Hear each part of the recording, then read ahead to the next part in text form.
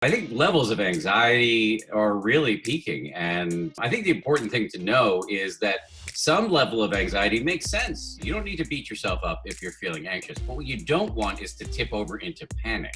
And that's where things like meditation can be really useful. We say that the healing is in the return. Talk about your 3 p.m. class and what that looks like for people. I said, let's just start doing free guided meditations at 3 o'clock East Coast time, noon West Coast time, and make it available to the public. This is the natural functioning of your own awareness. So just receive What it. we're developing here through meditation is the skill of happiness, of calm, of emotional resilience, of balance. Any anxiety, any thoughts or fears, just be in the background. How does the news sometimes, and certainly when world events like this are happening, how does that impact people's level of anxiety, and as they're watching a lot of it right now? I think news can be extremely helpful, but we have to figure out how much is enough and how much is too much. Definitely stay informed, but don't get obsessed to the point where you become paralyzed. But there are simple steps you can take that will help you prevent yourself from tipping over too far into panic from useful, justifiable anxiety. This was the scene in Times Square today, normally the busiest part of New York City, now the empty crossroads of a pandemic. How did social distancing, A, become such a catchphrase during this time, and why do you think there's such an important distinction there?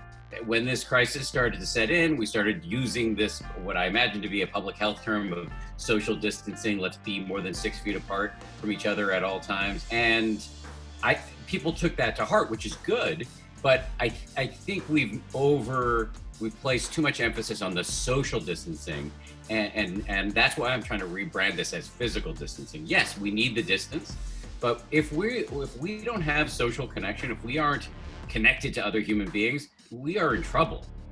My elderly neighbor, Naomi, and I, we meet at 8 o'clock at night, every night, and sit in the hallway 20 feet apart and meditate together. And it's been great. We've really gotten to know each other better. And I think it's important for her, and I know it's important for me. You figured out a way with so many of your services to connect with people digitally. And do you think that digital side of things gets in the way, or actually can lead to a bigger universe of people meditating?